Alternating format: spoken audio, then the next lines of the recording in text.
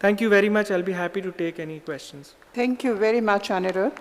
So with this, we will take up the questions at the end of the next talk, which will be given by Dr. SIMAR RAJAN Singh, who is the youngest member of our VR team at PGI Chandigarh. So SIMAR is going to talk about polyps seen in patient with AMD.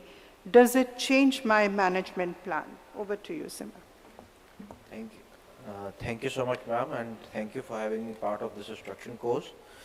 So, coming on to the background of polyps, they are usually aneurysmal dilatations of the inner choroidal vessels. They are often seen at the end of an abnormal branching vascular network in the choroid, and they are characteristically seen in patients with polypoidal choroidal vasculopathy. ICGA till date is the gold standard for the diagnosis of polyps, and I think the Everest study gives us the diagnostic criteria for seeing the polyps actually, and the only criteria that is essential is focal hyperfluorescent lesions appearing before 6 minutes on ICGA, and that is actually what the polyps are showing up. So that is the essential criteria to diagnose PCV plus any one of the other criteria. So that is the importance of polyps. So I am just moving on to the cases from here, a couple of cases. This is a 54-year-old female who presented with sudden decrease of vision in the left eye for the last 2 weeks. There was no prior ocular trauma or surgery, but she was a hypertensive and there was no history of diabetes. So this was the right eye, absolutely nothing to point out except some vascular attenuation attributed to hypertension. And this was the left eye of the patient. As you can see, there is a massive submacular hemorrhage, and as you may see that this color of the blood, this is the subretinal component of the blood, and this is the sub-RPE component of the blood, that is even darker and more well defined, as you can see.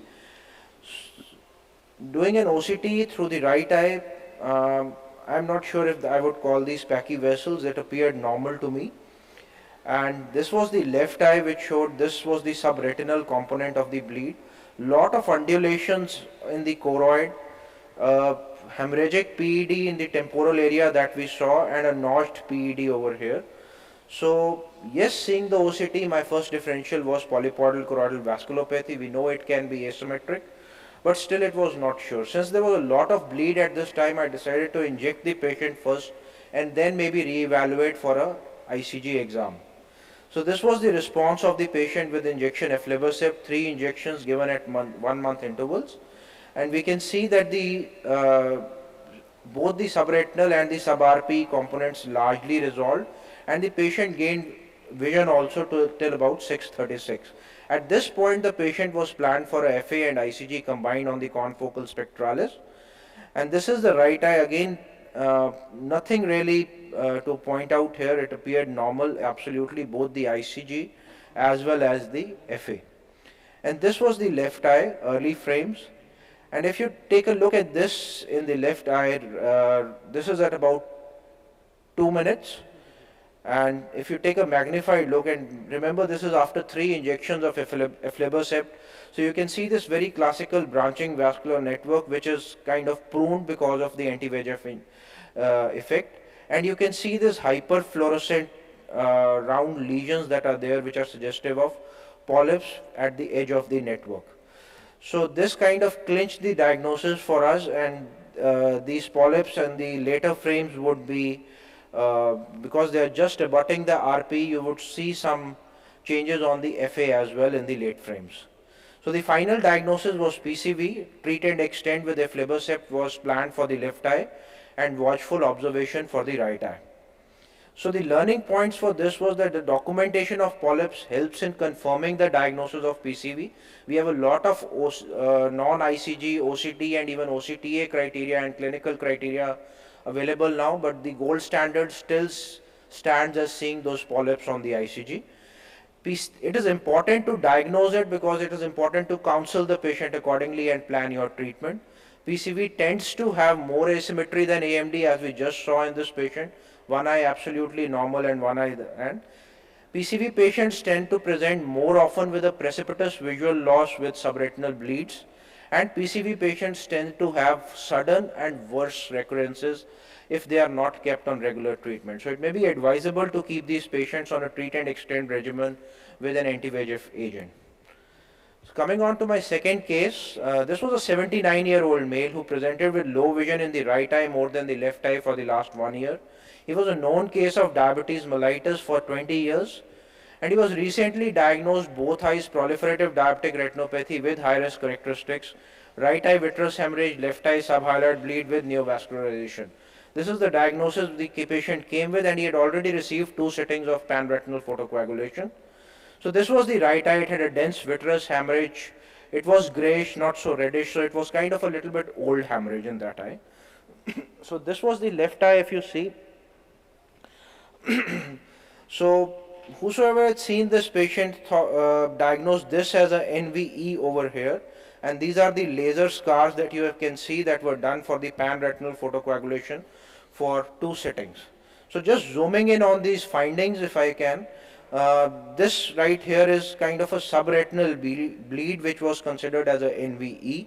You can see lot of exudation in the subretinal space all along the posterior pole, and then right at the edge of the posterior pole arcades you can see these subretinal mounds that are present, which were present. And just zooming into that area, this is the area of a subretinal bleed. You can see the vessel passing right over it, and then further this was the area of a sub-RP, a more darker lesion, and within that lesion you can see some orangish kind of things which may be indicative of polyps or nodules over there, but we are not very sure looking at this picture what we are dealing with. And the another lesion in the inferonasal quadrant, and some healed or scarred lesions in the superiotemporal quadrant along with the laser scars.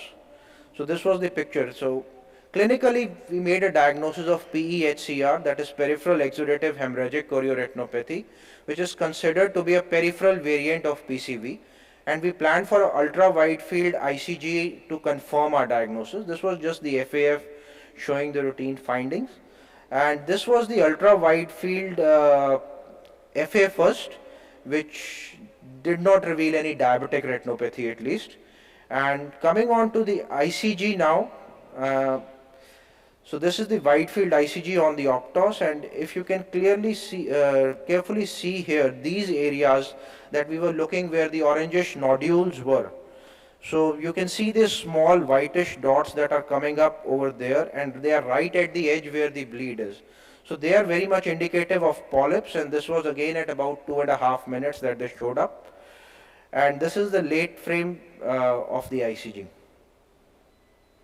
The OCT did not reveal much in the center, some pachyvessels, but some subretinal exudation and some RP undulations as you move towards the periphery.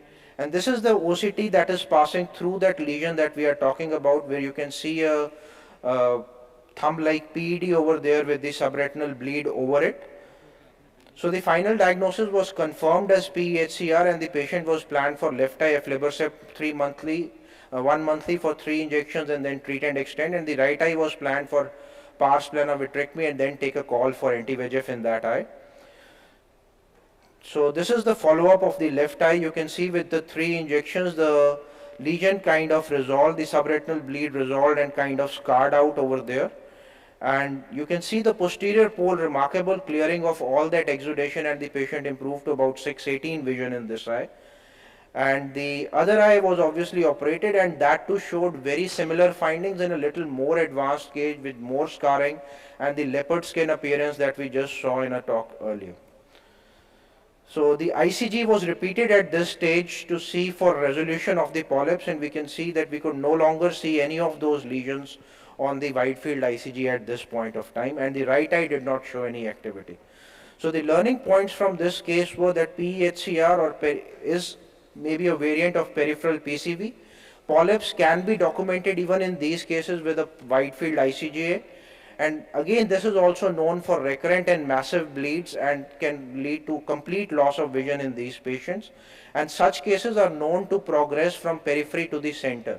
So again it might be advisable to keep them on a regular follow-up and maybe on a treat and extend regimen. Thank you so much. Thank you very much, SIMAR, for the very last